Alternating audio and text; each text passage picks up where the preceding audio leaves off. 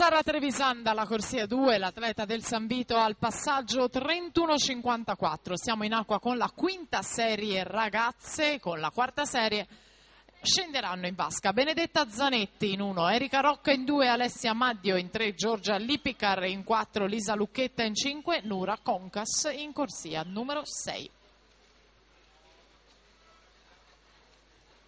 Ancora la Trevisan 1.05.64 dalla corsia 2, avanti rimane a